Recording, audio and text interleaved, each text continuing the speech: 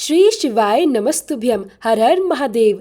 प्रिय श्रोताओं, आप सभी का भागवत मार्ग चैनल की सावन मास कथा श्रृंखला के तीसरे दिन में हार्दिक स्वागत है। आज दिनांक 1 अगस्त है और दिन शनिवार है। आज ब्रह्म मुहूर्त का समय सुबह 4:18 से 5 बजे तक रहेगा। सूर्योदय सुबह 5:42 पर होगा और सूर्यास्त शाम 7:12 पर। चंद्रोदय रात 8:55 पर। आज सावन मास के कृष्ण पक्ष की तृतीया तिथि पूरे दिन रहने के बाद रात्रि 11:07 पर समाप्त होगी। इसके बाद चतुर्थी तिथि प्रारंभ हो जाएगी। राहु काल सुबह 9:05 से लेकर 10:46 तक रहेगा। आज शनिवार का दिन है और शनिवार का दिन शनिदेव को समर्पित होता है। आज की विशेष प्रार्थना हम न्याय के देवता शनिदेव के श्री चरणों में अर्पित करते हैं, जो हमारे कर्मों के निष्पक्ष न्यायाधीश है और जिनकी दृष्टि से कोई भी बच नहीं सकता। हे शनिदेव, आपसे हमारी विनम्र प्रार्थना है कि आपकी दृष्टि हमारे लिए कृपा में परिवर्तित हो जाए और हमारे जीवन में संयम, कर्मनिष्ठा, सत्य और धर्म का प्रकाश सदैव बना रहे। तो आइए अब श्रद्धा और विश्वास के साथ सुनते हैं शनिदेव की पावन कथा। एक समय की बात है, सभी नवग्रह सूर्य, चंद्र, मंगल, बुध, बृहस्पति, शुक्र, शनि, राहु और केतु, इन सभी के बीच यह विवाद छिड़ गया कि इन सब में सबसे बड़ा कौन है। धीरे धीरे यह विवाद इतना बढ़ गया कि सभी ग्रह अपने अपने श्रेष्ठ होने का दावा करने लगे, लेकिन बहुत देर तक चर्चा होने के बाद भी कोई निर्णय नहीं निकल पाया। अतः सभी नवग्रह इस विवाद का समाधान करने के लिए देवराज इंद्र के पास पहुंचे। जब देवराज इंद्र ने सभी ग्रहों को एक साथ अपने सामने उपस्थित देखा तो वे भी कुछ क्षणों के लिए असमंजस में पड़ गए। उन्होंने विनम्रता से कहा कि इस विवाद का निर्णय करना उनके लिए अत्यंत कठिन है, लेकिन उन्होंने यह भी कहा, इस समय पृथ्वी लोक पर राजा विक्रमादित्य का राज्य है। वह अत्यंत न्यायप्रिय, बुद्धिमान और निष्पक्ष राजा है। मुझे विश्वास है कि इस विवाद का उचित निर्णय वही कर सकते हैं। देवराज इंद्र की बात सुनकर सभी नवग्रह एक साथ राजा विक्रमादित्य के दरबार में पहुंचे। उन्होंने राजा को अपना पूरा विवाद विस्तार से सुनाया और उनसे न्याय करने का आग्रह किया। सभी ग्रहों की बात सुनकर राजा विक्रमादित्य गहरी चिंता में पड़ गए। वे भली भांति जानते थे कि यदि उन्होंने किसी एक ग्रह को छोटा बताया तो वह ग्रह क्रोधित होकर इसका दुष्परिणाम अवश्य देगा। काफी देर तक विचार करने के बाद राजा को एक उपाय सूझा। उन्होंने स्वर्ण, रजत, कांसा, पीतल, शीशा, रागा, जस्ता, अभ्रक और लोहे से बने 9 सिंहासन बनवाए। फिर सभी सिंहासनों को ठीक इसी क्रम में एक के बाद एक रखवा दिया। इसके बाद राजा ने सभी ग्रहों से विनम्र निवेदन किया, आप सभी कृपया अपनी इच्छा के अनुसार इन सिंहासनों पर विराजमान हो जाइए। जो ग्रह जिस सिंहासन पर बैठेगा उसी के अनुसार उसका स्थान निर्धारित माना जाएगा। इसी क्रम में जब सभी ग्रह अपने अपने सिंहासनों पर बैठे तब सबसे अंतिम स्थान पर रखा लोहे का सिंहासन शनिदेव को प्राप्त हुआ। इस प्रकार सबसे अंत में बैठने के कारण शनिदेव सबसे छोटे माने गए। यही बात शनिदेव को अत्यंत अप्रिय लगी। उन्हें लगा कि राजा विक्रमादित्य ने जानबूझकर उनका अपमान किया है और उन्हें सबसे छोटा सिद्ध करने का प्रयास किया है। यही सोचकर शनिदेव अत्यंत क्रोधित हो उठे। क्रोध से भरकर शनिदेव राजा विक्रमादित्य से बोले, राजन, लगता है तुम अभी तक मेरे वास्तविक प्रभाव और सामर्थ्य को नहीं जानते। सुनो, सूर्य एक राशि में केवल 1 महीने तक रहते हैं। चंद्रमा लगभग 2.25 दिन में अपनी राशि बदल लेते हैं। मंगल लगभग 1.5 महीने तक एक राशि में रहते हैं। बृहस्पति लगभग 13 महीने तक विचरण करते हैं। वही बुध और शुक्र भी लगभग 1-1 महीने तक अपनी अपनी राशियों में रहते हैं। लेकिन मैं एक बार किसी राशि में प्रवेश कर जाऊं तो 2.5 वर्ष से लेकर 7.5 वर्ष तक अपना प्रभाव बनाए रखता हूं। मेरे प्रभाव से बड़े बड़े राजा, महाराजा और पराक्रमी योद्धा भी नहीं बच सके हैं। जब भगवान श्री राम पर मेरी साढ़ेसाती आई तब उन्हें 14 वर्ष का वनवास सहना पड़ा, और जब रावण पर मेरी दशा आई तब उसकी स्वर्णमयी लंका भी वानरों की सेना के हाथों पराजित हो गई। इसलिए अब तुम भी सावधान होकर रहना।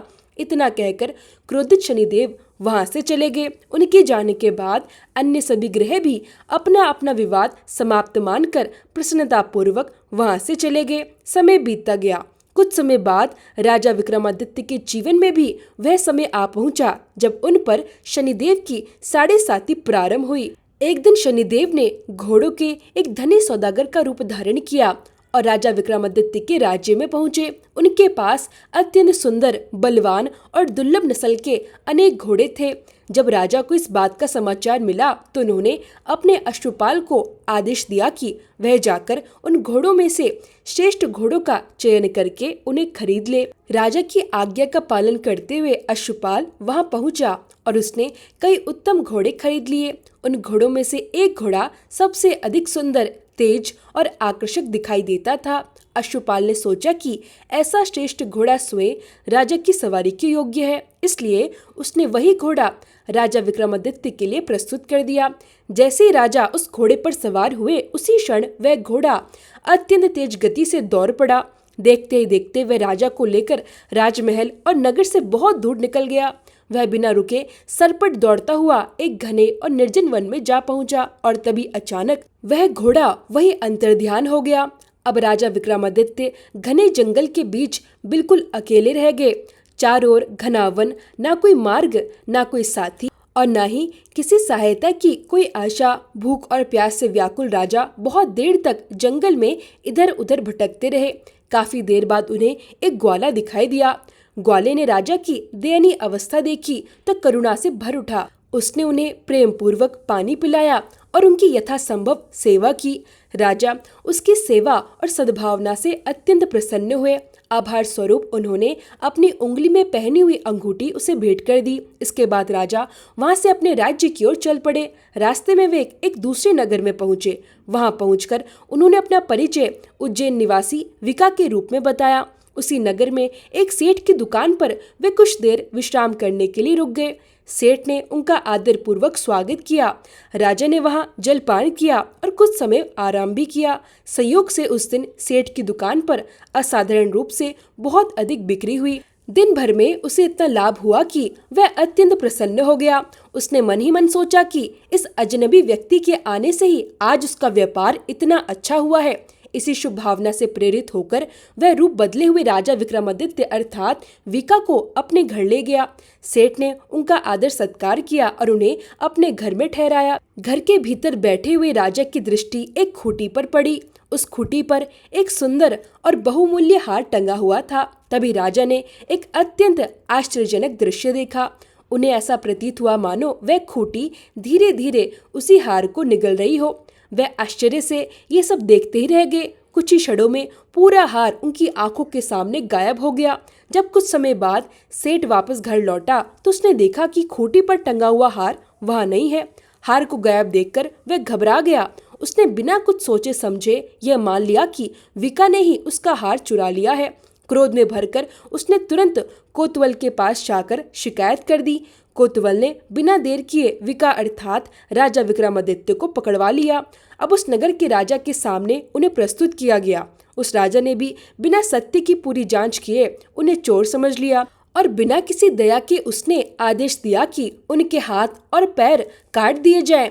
राजा का आदेश मिलते ही सैनिकों ने वैसा ही किया। इसके बाद उन्हें नगर के बाहर ले जाकर छोड़ दिया। नगर के बाहर असहाय अवस्था में पड़े राजा विक्रमादित्य अत्यंत कष्ट सह रहे थे। उसी समय वहां से एक तेली अपनी बैलगाड़ी लेकर गुजर रहा था। जब उसकी नजर राजा पर पड़ी तो उनका दयनीय हाल देखकर उसके मन में करुणा जाग उठी। वह तुरंत उनके पास पहुंचा और बड़ी सावधानी से उन्हें अपनी बैलगाड़ी में बिठा लिया। राजा के हाथ पैर कट चुके थे, इसलिए वह स्वयं कुछ भी करने में असमर्थ थे। तेली उन्हें अपने साथ ले गया और पूरी श्रद्धा तथा सेवा भाव से उनकी देखभाल करने लगा। समय बीतता गया। राजा बैलगाड़ी में बैठे बैठे अपने जीभ से बैलों को हाँकने लगा ताकि तेली के काम में कुछ सहायता कर सके। इसी प्रकार धीरे धीरे समय व्यतीत होता रहा और फिर एक दिन वह समय भी आ गया जब राजा विक्रमादित्य की शनि दशा समाप्त हो गई। कुछ ही समय बाद वर्षा ऋतु का आगमन हुआ। चारों ओर प्रकृति की हरियाली छा गई। शीतल हवाएं बहने लगी और वातावरण अत्यंत मनोहारी हो उठा। ऐसे ही एक दिन राजा विक्रमादित्य बड़े ही मधुर स्वर में मल्हार राग गाने लगे। उनके स्वर में इतनी मधुरता, इतनी करुणा और इतना भाव था कि जो भी सुनता वह मंत्रमुग्ध हो जाता। जिस नगर में राजा रह रहे थे उसी नगर की राजकुमारी मनभाविनी ने भी उनका मधुर गायन सुना। मल्हार राग की वह अद्भुत मधुरता सीधे उसके हृदय को छू गई। उसने निश्चय किया कि यदि वह विवाह करेगी तो केवल उसी पुरुष से करेगी जिसके कंठ से यह मधुर मल्हार राग निकला है। अपने इस संकल्प को पूरा करने के लिए राजकुमारी ने अपनी दासी को आदेश दिया कि वह उस गायक को खोजकर उसके बारे में पूरी जानकारी लेकर आए। दासी पूरे नगर में उसे खोजती हुई अतः वहां पहुंची जहां राजा विक्रमादित्य रह रहे थे। वह उन्हें देखकर आश्चर्यचकित रह गई। वापस महल पहुंचकर दासी ने राजकुमारी से कहा, राजकुमारी, जिनका गायन आपने सुना था वह कोई साधारण गायक नहीं बल्कि एक चौरंगिया अर्थात एक अपाहिज व्यक्ति है। उनके हाथ पैर नहीं है। लेकिन यह सुनकर भी राजकुमारी का निश्चय तनिक भी नहीं बदला। उसने दृढ़ स्वर में कहा कि वह विवाह करेगी तो केवल उसी व्यक्ति से करेगी। जब राज परिवार ने उसे बहुत समझाने का प्रयास किया तब भी वह अपनी बात पर अडिग रही। अतः उसने अन्न और जल का त्याग कर दिया और अनशन पर बैठ गई। उसका केवल एक ही प्रण था, विवाह करूंगी तो उसी पुरुष से, अन्यथा जीवन भर विवाह नहीं करूंगी। जब राजा ने देखा कि बहुत समझाने बुझाने के बाद भी राजकुमारी किसी भी प्रकार से अपनी जिद छोड़ने को तैयार नहीं है तब वह अत्यंत चिंतित हो उठे। अंत में उन्होंने उसी तेली को राज दरबार में बुलवाया। राजा ने उससे कहा कि वे विवाह की तैयारी करे।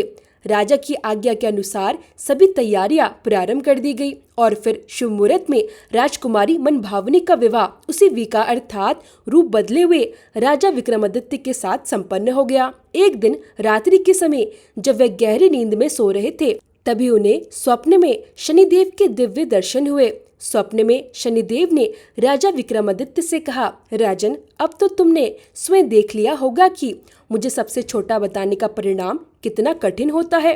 क्या अब तुम्हें मेरे प्रभाव और मेरे सामर्थ्य का अनुभव हो गया? शनिदेव के वचन सुनते ही राजा विक्रमादित्य अत्यंत विनम्र हो गए। उन्होंने हाथ जोड़कर शनिदेव से क्षमा याचना की और अत्यंत श्रद्धा के साथ प्रार्थना करते हुए कहा, हे शनिदेव, मुझसे जो भूल हुई उसके लिए मुझे क्षमा कर दीजिए। मैंने अज्ञानवश आपका अपमान किया था। आज मुझे अपने उस अपराध का पूरा पूरा एहसास हो चुका है। हे प्रभु, जैसा कठिन दुख आपने मुझे सहने के लिए दिया वैसा कष्ट किसी और को कभी मत दीजिएगा। राजा विक्रमादित्य की विनम्र प्रार्थना सुनकर शनिदेव का क्रोध शांत हो गया। वह प्रसन्न होकर बोले, राजन, तुम्हारी प्रार्थना से मैं प्रसन्न हूँ। मैं तुम्हें यह वरदान देता हूँ कि जो भी श्रद्धा और विश्वास के साथ मेरी कथा सुनेगा, मेरा व्रत करेगा और मेरा स्मरण करेगा, उसे मेरी दशा में कभी असहनीय दुख नहीं सहना पड़ेगा। जो व्यक्ति प्रतिदिन श्रद्धा पूर्वक मेरा ध्यान करेगा और चींटियों को आटा डालेगा, उसकी सभी मनोकामनाएं भी मेरी कृपा से पूर्ण होगी। इतना कहकर शनिदेव ने अपनी दिव्य कृपा से राजा विक्रमादित्य के कटे हुए हाथ और पैर पुनः पहले जैसे कर दिए। कुछ ही क्षणों में राजा का शरीर पूर्णतः स्वस्थ और पहले की भांति सुंदर और शक्तिशाली हो गया। उधर प्रातःकाल जब राजकुमारी की आंख खुली तो उसने देखा कि जिसके हाथ पैर पहले कट चुके थे वही विका अब पूर्णतः स्वस्थ अवस्था में उसके सामने खड़े हैं। यह अद्भुत दृश्य देखकर वह आश्चर्य से भर उठी। कुछ क्षणों तक तो उसे अपनी आंखों पर ही विश्वास नहीं हुआ। तब विका अर्थात राजा विक्रमादित्य ने शांत भाव से राजकुमारी को अपने जीवन का पूरा सत्य बताया। उन्होंने कहा, मैं उज्जैन का राजा विक्रमादित्य हूँ। जानकर सभी अत्यंत प्रसन्न हुए। सेठ ने जब यह समाचार सुना कि वह कोई साधारण व्यक्ति नहीं बल्कि स्वयं राजा विक्रमादित्य है तो वह तुरंत राजा के चरणों में गिर पड़ा और हाथ जोड़कर क्षमा याचना करने लगा। सेठ ने विनम्र भाव से कहा, राजन, मुझसे बहुत बड़ी भूल हो गई। मैंने बिना सत्य जाने आप पर चोरी का आरोप लगा दिया। कृपया मुझे क्षमा करे। तब राजा विक्रमादित्य ने उसे शांत करते हुए कहा, सेठ जी, इसमें आपका कोई दोष नहीं है। यह सब तो शनिदेव के क्रोध और उनकी दशा का प्रभाव था। इसमें किसी की कोई गलती नहीं है। लेकिन सेठ का मन फिर भी शांत नहीं हुआ। उसने पुनः राजा से प्रार्थना करते हुए कहा, राजन, मेरे मन को शांति तभी मिलेगी जब आप कृपया करके मेरे घर पधार कर मेरे हाथों से भोजन ग्रहण करेंगे। सेठ के बार बार आग्रह करने पर राजा विक्रमादित्य ने उसकी प्रार्थना स्वीकार कर ली। तब सेठ ने अपने घर जाकर राजा के स्वागत की भव्य तैयारियां की। उसने तरह तरह के स्वादिष्ट व्यंजन बनवाए और बड़े आदर, श्रद्धा तथा प्रेम के साथ राजा विक्रमादित्य का सत्कार किया। उसी समय एक अद्भुत घटना सभी ने अपनी आंखों से देखी। जिस खूंटी ने पहले राजा के सामने से हार को निगल लिया था, वही खूंटी अब उस हार को वापस उगल रही थी। यह देखकर सभी लोग आश्चर्यचकित रह गए। उसने राजा विक्रमादित्य को अनेक मोहरे भेंट की और हृदय से उनका धन्यवाद किया। इसके बाद राजा विक्रमादित्य अपनी रानी को साथ लेकर अपने राज्य की ओर वापस लौट आए। जब उनके राज्य में यह समाचार पहुंचा कि उनके प्रिय राजा वापस आ रहे हैं, तो पूरे राज्य में आनंद की लहर दौड़ पड़ी। राजा विक्रमादित्य का भव्य और धूमधाम से स्वागत किया गया। प्रजा अपने राजा को पुनः पाकर अत्यंत प्रसन्न हुई। तब राजा विक्रमादित्य ने सभी के सामने कहा, मैंने शनिदेव को छोटा समझने की भूल की थी, लेकिन आज मैं जान गया हूँ कि वे तो सभी ग्रहों में श्रेष्ठ और अत्यंत प्रभावशाली है। राजा ने शनिदेव की महिमा को स्वीकार किया और उनके प्रति अपनी श्रद्धा प्रकट की। इसके बाद राजा विक्रमादित्य के राज्य में शनिदेव की पूजा और उनकी कथा का आयोजन प्रतिदिन होने लगा। जिन लोगों ने भी श्रद्धा, विश्वास और भक्तिभाव से इस कथा को सुना, उन्होंने न केवल शनिदेव की कृपा प्राप्त की, बल्कि उनके पापों का भी क्षय हुआ। इस कथा को सुनने का मुख्य संदेश यही है कि मनुष्य जैसा कर्म करता है उसे वैसा ही फल प्राप्त होता है, लेकिन यदि शनिदेव की कृपा हो जाए तो जीवन का दुर्भाग्य भी सौभाग्य में बदल सकता है। अब आइए हम सभी मिलकर शनिदेव के श्री चरणों में विनम्र प्रार्थना करते हैं। हे कर्मों के न्यायाधीश शनिदेव, हमारे अच्छे और बुरे सभी कर्मों को क्षमा कीजिए और हमें सदैव सही मार्ग पर चलने की प्रेरणा दीजिए। हमारे जीवन से सभी संकट, दरिद्रता, रोग और शत्रुता को दूर कीजिए। हमें धैर्य, विवेक, संयम और सफलता का आशीर्वाद प्रदान कीजिए। शनिदेव की कथा के श्रवण मात्र से मनुष्य को चंद्र दोष, राहु केतु की बाधाओं और समस्त शनि पीड़ाओं से मुक्ति प्राप्त होती है। जो भक्त प्रत्येक शनिवार को श्रद्धा से इस कथा का श्रवण करते हैं, शनिदेव उनके जीवन की नैया को अवश्य पार लगाते हैं। प्रेम से बोलिए शनिदेव महाराज की जय। अब सुनिए सावन मास महात्म्य के तीसरे दिन का अध्याय। भगवान शिव देवी पार्वती से कहते हैं, हे देवी, अपने इस आदि स्वरूप को मैंने योग बल से जाना है और स्वयं ही इसका निरूपण किया है। ये सोमनाथ पूर्वांग काल में ऋग्वेद में स्थित होते हैं, मध्याह्न में यजुर्वेद के भीतर इनकी स्थिति होती है, अपराह्न काल में सामवेद में और संध्या के समय अथर्ववेद में ये विराजमान होते हैं। मैं अंधकार से परे सूर्य के समान प्रकाशमान इस अंतर्यामी महापुरुष सोमेश्वर को जानता हूँ। इनको ही जानकर मनुष्य कभी मृत्यु को प्राप्त नहीं होता, अर्थात मुक्त हो जाता है। मनुष्य की मुक्ति के लिए दूसरा कोई मार्ग नहीं है। पार्वती इस प्रकार महामहिमाशाली सोमनाथ के महात्म्य का दिग्दर्शन मात्र मैंने कराया है। श्री सूत जी कहते हैं, हे महर्षियों, महादेवी पार्वती ने इस प्रकार प्रभास क्षेत्र की महिमा सुनकर फिर से भगवान शंकर से पूछा, हे प्रभु, हे महादेव, हे सुरेश्वर, संपूर्ण ज्ञान से संपन्न आपको नमस्कार है। प्रभु, इस दिव्य लिंग का सोमेश्वर नाम किस समय हुआ? कृपया पूर्वक यह भी बताइए। तब भगवान शंकर कहने लगे, देवी, पूर्व काल में मैं ही स्पर्शलिंग स्वरूप से विद्यमान था। उस समय कोई भी मनुष्य यहाँ मुझे नहीं जानता था। जब प्रलय के बाद महाकल्प का आरंभ होता है और ब्रह्मा जी का भी लय होकर नूतन ब्रह्मा की सृष्टि होती है, उस समय मेरे इस दिव्य लिंग का नाम भी बदलकर दूसरा हो जाता है। अब तक 6 ब्रह्मा बदल गए हैं और अब ये 7वें ब्रह्मा चल रहे हैं। इस समय जो प्रजापति ब्रह्मा जी हैं, इनका नाम शतानंद है। देवेश्वरी, ये ब्रह्मा जब 8 वर्ष के हुए तब से लेकर मेरे इस लिंग का नाम सोमनाथ प्रसिद्ध हुआ है। बीते हुए कल्पों में जो ब्रह्मा थे उनका नाम विरीश था। उनके समय में इन सोमनाथ का नाम मृत्युंजय था। इसके बाद दूसरे कल्प में जो दूसरे ब्रह्मा हुए वे पद्मभू नाम से विख्यात हुए। देवी, उनके समय में मेरे इस लिंग का नाम कालाग्नि रुद्र हुआ। तीसरे ब्रह्मा की प्रसिद्धि स्वयंभू नाम से हुई है। उस समय सोमनाथ का नाम अमृतेश था। चौथे ब्रह्मा परमेष्ठी नाम से विख्यात हुए। उस समय उनका नाम अनामय था। 5वें ब्रह्मा सुरतज्येष्ठ नाम से विख्यात हुए। उस समय सोमेश्वर देव का नाम कृतिवास था। छठे ब्रह्मा का नाम हेमगर्भ था। उनके समय में सोमनाथ का नाम भैरवनाथ रखा गया था।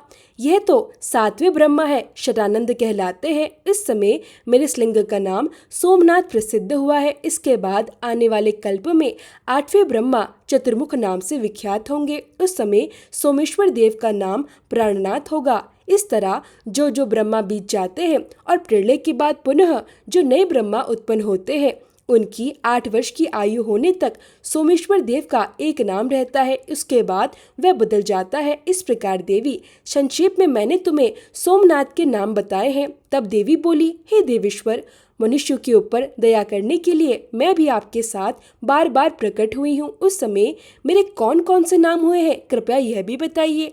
तब महादेव जी कहने लगे, आदि कल्प में तुम्हारा नाम जगन माता था, दूसरे में जगदग्नि, तीसरे में शांभवी, चौथे में विश्वरूपिणी, पांचवें में नंदिनी, छठे में गणाम्बिका और सातवें में तुम्हारा नाम विभूति हुआ है। इसी प्रकार आठवें में सुप्रभु, नौवें में आनंदा, 10वें में वामलोचना, 11वें में वरोहा, 12वें में सुमंगला, 13वें में महामाया, 14वें में अनंता, 15वें में भूत माता, 16वें में उत्तमा और 17वें कल्प में तुम्हारा नाम प्रतिपा प्रसिद्ध हुआ है। इसके बाद तुम दक्ष कन्या सती के नाम से प्रसिद्ध हुई। उस समय दक्ष द्वारा अपमानित होने से तुमने अपना शरीर त्याग दिया। इसके बाद वराह कल्प आने पर पुनः हिमवान ने तुम्हारी आराधना करके तुम्हें पुत्री रूप में प्राप्त किया। इसके बाद अत्यंत दुष्कर और अद्भुत तपस्या करके तुमने मुझे पति रूप में पाया और पार्वती नाम से प्रसिद्ध हुई।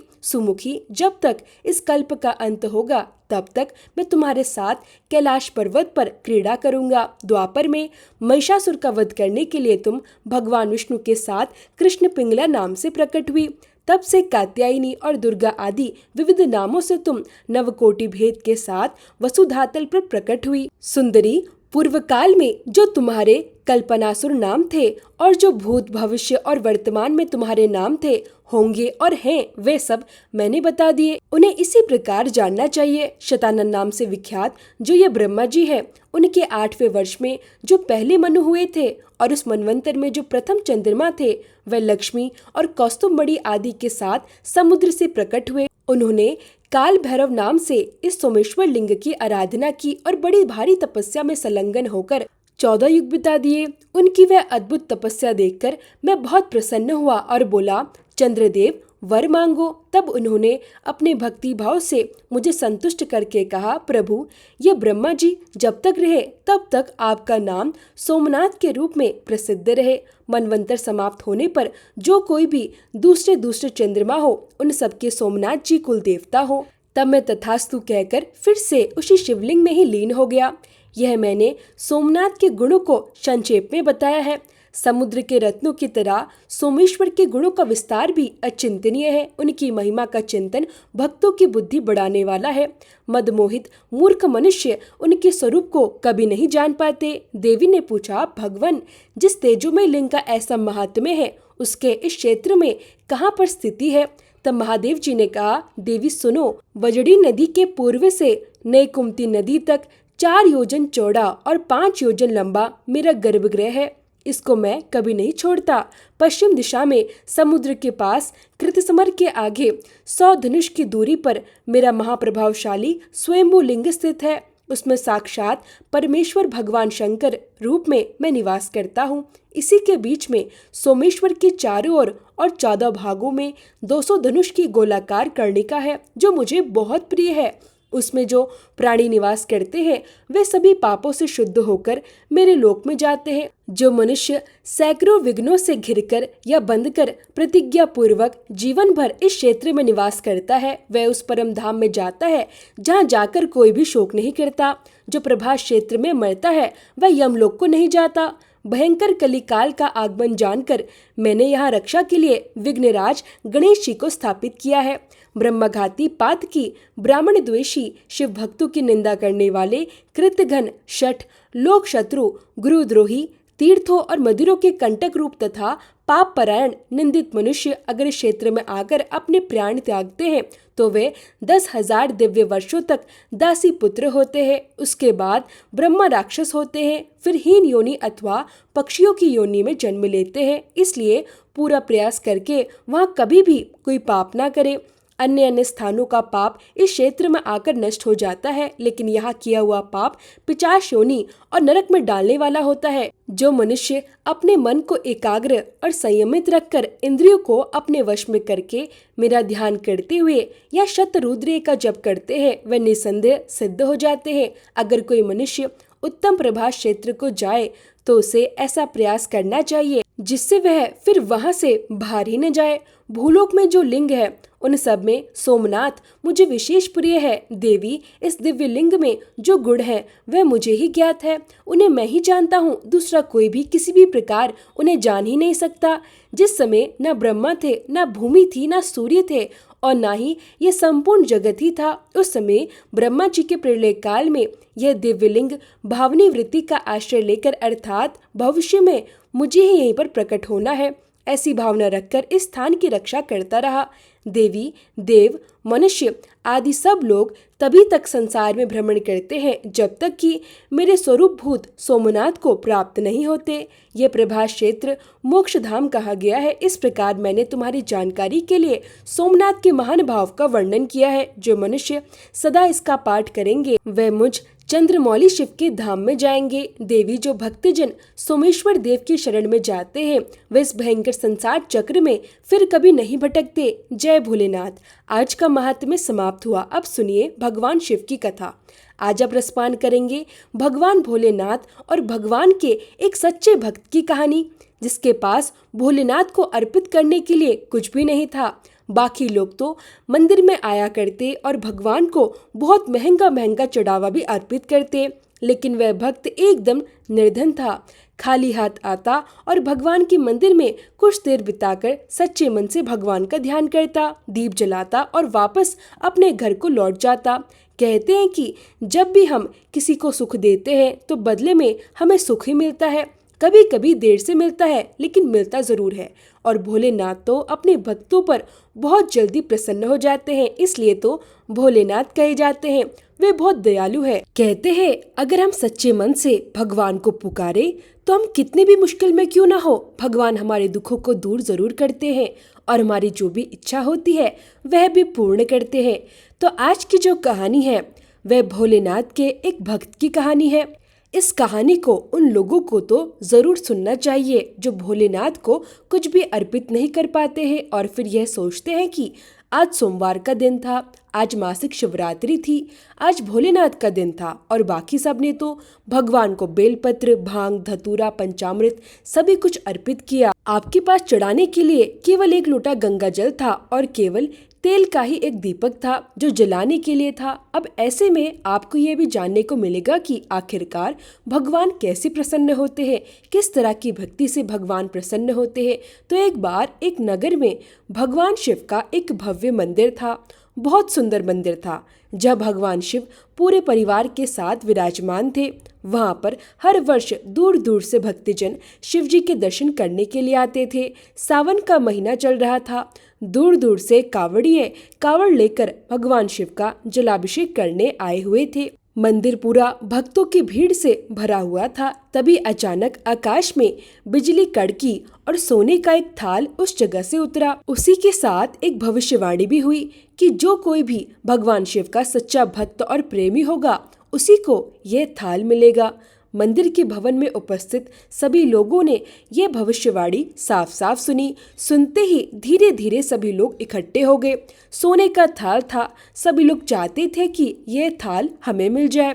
जो लोग मंदिर की व्यवस्था देखते थे, यानी कि हर दिन मंदिर में साफ सफाई की व्यवस्था देखते थे और मंदिर में हर दिन पूजा पाठ की व्यवस्था देखते थे, उन्हें तो यह विश्वास था और विश्वास भी पूरा था कि यह थाल तो हमें ही मिलेगा, क्योंकि हम ही हैं जिस मंदिर की देखभाल भी करते हैं और सच्ची सेवा भी करते हैं और सबसे पहले पूजा भी हम ही इस मंदिर में करते हैं। तो इस तरह से उन्हें तो पूरा विश्वास था, इसलिए वे भीड़ में सबसे आगे जाकर खड़े हो गए कि हम इस थाल को सबसे पहले छुएंगे। सबसे पहले एक पंडित जी आए और कहने लगे, देखिए मैं भगवान का हर दिन नियम से अभिषेक करता हूँ, अतः मैं ही भोलेनाथ का सबसे सच्चा प्रेमी और भक्त हूँ, इसलिए थाल तो मुझे ही मिलना चाहिए। ऐसा कहकर पंडित जी ने सोने का थाल उठा लिया, लेकिन जैसे ही पंडित जी ने उस थाल को छुआ, वह थाल सोने की जगह पीतल का हो गया, वह पीतल में बदल गया। यह देखकर पंडित जी बड़े शर्मिंदा हुए। उन्होंने उस थाल को वापस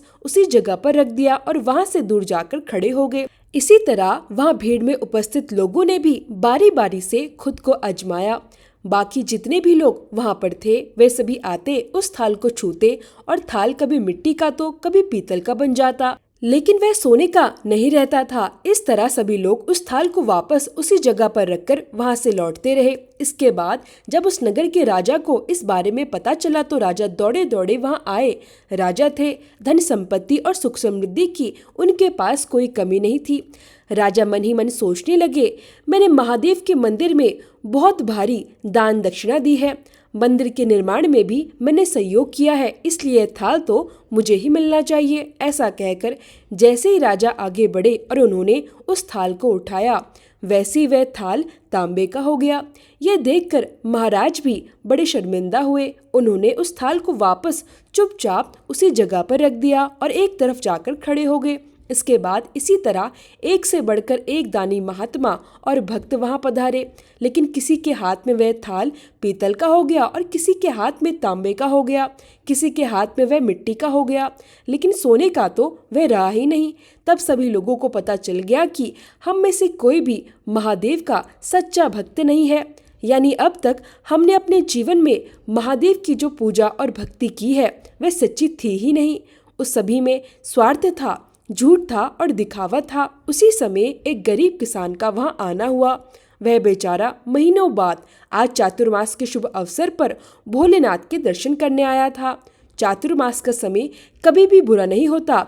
चातुर्मास के समय में शुभ और मांगलिक कार्य नहीं किए जाते, लेकिन इन 4 महीनों में भगवान की भक्ति जरूर करनी चाहिए। पूजा पाठ से संबंधित कार्य जैसे कि भजन कीर्तन, महापुराणों की कथाओं का पाठ या उनका श्रवण इन दिनों में आप कर सकते हैं। तो चातुर्मास के शुभ अवसर पर वह बेचारा बहुत दिनों के बाद भोलेनाथ के दर्शन करने आया था। एक तो गरीबी, ऊपर से गृहस्थी के बोझ तले दबा हुआ वह गरीब व्यक्ति दिन रात खेतों में मेहनत मजदूरी करके अपना और अपने परिवार का गुजारा किया करता था। अभी वह रास्ते में ही आ रहा था कि उसे कोई भिखारी मिल गया और वह उससे कुछ मांगने लगा। इस किसान को उस पर दया आ गई। अपने खाने के लिए जो खाना वह अपने साथ लेकर आया था, जिसे वह काम करने के दौरान अक्सर बीच में खाया करता था, उसने वही खाना उस भिखारी को दे दिया। उसने यह सोचकर अपना खाना उसे दे दिया कि शायद इस खाने की जरूरत मुझसे ज्यादा इस भिखारी को है। थाल के बारे में उस गरीब किसान ने भी सुना था, लेकिन उसने इस ओर बिल्कुल भी ध्यान नहीं दिया। वह सोचने लगा, मैंने तो ना कभी भगवान को चढ़ावा चढ़ाया, ना कभी नियम पूर्वक मंदिर में गया, ना मैंने कभी ब्राह्मणों को भोजन कराया और ना ही कोई दान दक्षिणा दी। दान दक्षिणा कैसे देता? बेचारा बड़ी मुश्किल से तो अपने परिवार का पेट पाला करता था। तो वह व्यक्ति सीधा मंदिर में गया और महादेव का पूजन करके बाहर आ गया। परिक्रमा करके जब वह वहां से जाने को तैयार हुआ, तभी पीछे से भीड़ में ही उपस्थित एक व्यक्ति बोला, भाई जरा तुम भी इस थाल को उठाकर देख लो, हो सकता है तुम ही वह सच्चे भक्त हो जिसके लिए यह थाल आसमान से उतर कर आया है। किसान को लगा कि वह व्यक्ति उसका मजाक बना रहा है। किसान ने हंसते हुए अपना दुख छुपाते हुए कहा, भाई मैं तो कभी कोई पूजा पाठ भी नहीं करता और महीनों में एक आध बार ही मंदिर आता हूँ, मैं कहाँ का सच्चा भक्त हूँ। तो वह अजनबी कहने लगा, भाई हम सभी तो देख चुके हैं, हमारी भक्ति तो बिल्कुल भी सच्ची नहीं है। अब तुम भी अपना हाथ लगाकर आजमा कर देख लो। सोने का थाल मिले या ना मिले, किंतु यह तो पता चल जाएगा कि तुम्हारी भक्ति में कितनी सच्चाई है। वहां पर उपस्थित लोगों के बहुत आग्रह करने पर आखिरकार उस भोले भाले किसान ने जाकर वह थाल उठा लिया। जैसे उस किसान ने थाल उठाया, लोगों के आश्चर्य का ठिकाना नहीं रहा। सोने का वह थाल जगमग करने लगा, चमचमाने लगा। यह देखकर मंदिर में उपस्थित सभी लोगों के बीच खुशियों की लहर दौड़ गई। सभी लोग देखते ही देखते उस गरीब किसान के और महादेव के जयकारे लगाने लगे। सभी लोग उससे पूछने लगे, भाई तुम ही तो वह सच्चे भक्त हो, अब हमें यह भी बता दो कि आखिरकार महादेव की भक्ति कैसे करते हो, कौन सा उपाय करते हो जिससे महादेव तुमसे इतने प्रसन्न है। तो वह किसान कहने लगा, भाई मैं कोई भक्ति नहीं करता। ऐसा कहकर वह हाथ जोड़ने लगा और बोला, मैं तो केवल दिन रात खेतों में काम करता हूँ और थोड़ा समय निकालकर अपने सामर्थ्य के अनुसार जरूरतमंद लोगों की मदद कर दिया करता हूँ। इसके अलावा मैं कोई भी विशेष कार्य नहीं करता। लोग पूछने लगे, तो फिर बताओ तुम लोगों की मदद क्यों करते हो? किसान ने मुस्कुराते हुए कहा, दूसरों की मदद करके जब उनके चेहरे की मुस्कान देखता हूँ तो मुझे उसमें परम आनंद की प्राप्ति होती है, बहुत खुशी होती है और इतनी खुशी मिलती है कि मैं शब्दों में उसे बयान नहीं कर सकता। शायद यही कारण होगा कि महादेव मुझसे इतने प्रसन्न हैं। तो वहाँ पर उपस्थित लोगों की आंखें खुल गई कि किस प्रकार की भक्ति सच्ची होती है। यह था आज का महात्म्य। शिव चालीसा।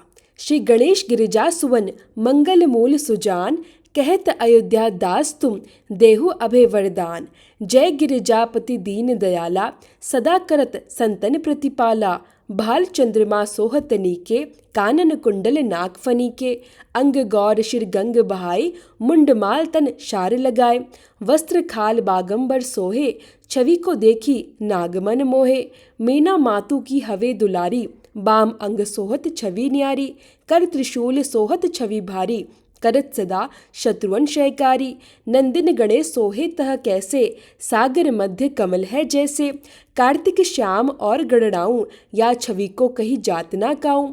देवन जब ही जाय पुकारा, तब ही दुख प्रभु आप निवारा।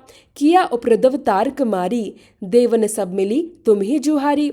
तुरत षडानन आप पठायो, लवनी मेष महामारी गिरायो। आप जलंधर असुर संहारा, सुयश तुम्हारा विदित संसारा। त्रिपुरासुर सन युद्ध मचाई, सभी कृपा कर लीन बचाई। किए तप ही भागीरथ भारी, पूरब प्रतिज्ञा तासु पुरारी। दानिन मह तुम सम कोउ नाही, सेवक स्तुति करत सदाही। वेद नाम महिमा तव गाई, अकथ अनादि भेद नहीं पाई। प्रकटी उदधि मंथन में ज्वाला, जरत सुरासुर भय विहाला। किन्हीं दया तह करी सहाई, नीलकंठ तब नाम कहाई। पूजन रामचंद्र जब कीन्हा, जीत के लंक विभीषण दीना। सहस कमल में हो रहे धारी, किन्ह परीक्षा तब ही पुरारी। एक कमल प्रभु राख्यो जोई, कमल नयन पूजन चह सोई। कठिन भक्ति देखी प्रभु शंकर, भय प्रसन्न दिए इच्छित वर। जय जय जय अनंत अविनाशी, करत कृपा सबके घटवासी। दुष्ट सकल नित मोहि सतावे, भ्रमत रहो मोहि चैन न आवे। त्राहि त्राहि में नाथ पुकारे, एहि अवसर मोहि आनो उबारो। ले त्रिशूल शत्रुवन को मारो, संकट से मोहि आनो उबारो। मात पिता भ्राता सब होई, संकट में पूछत नहीं कोई।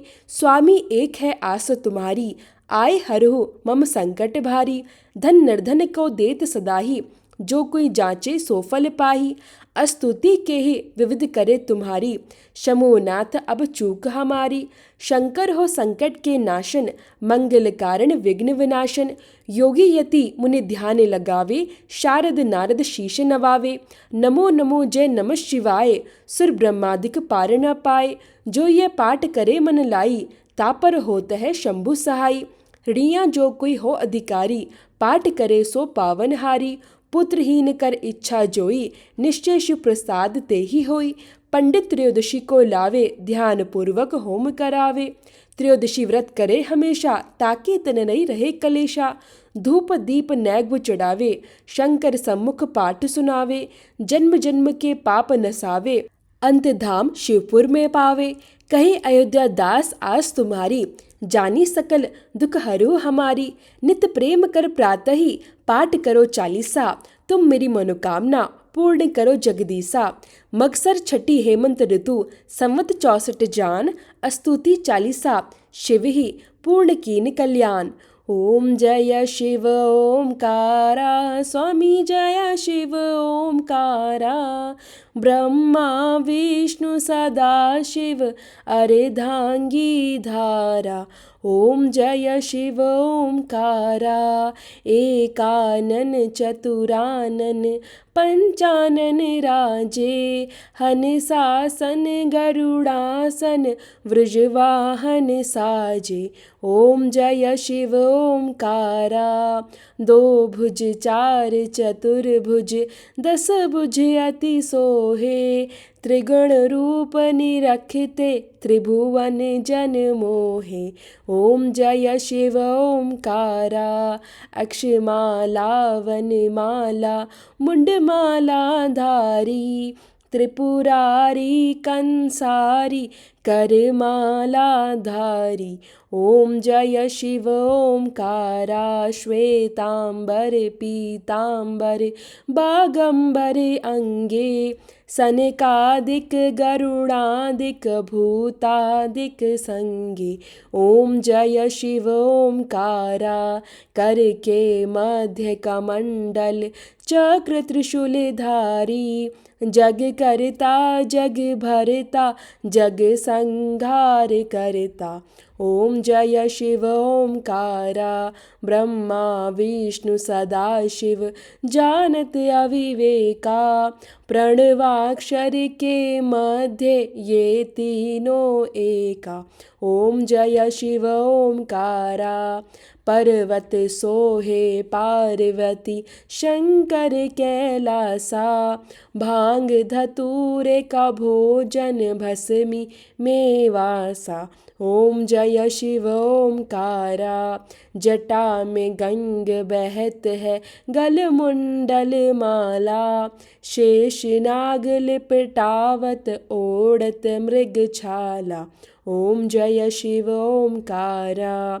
काशी में विराजे विश्वनाथ नंदी ब्रह्मचारी, नित उठ दर्शन पावत महिमा अति भारी। ओम जय शिव ओंकारा। त्रिगुण स्वामी जी की आरती जो कोई नर गावे, कहत शिवानंद स्वामी कहत हरि हर स्वामी, मन वांछित फल पावे। ओम जय शिव ओंकारा। स्वामी जय शिव ओंकारा।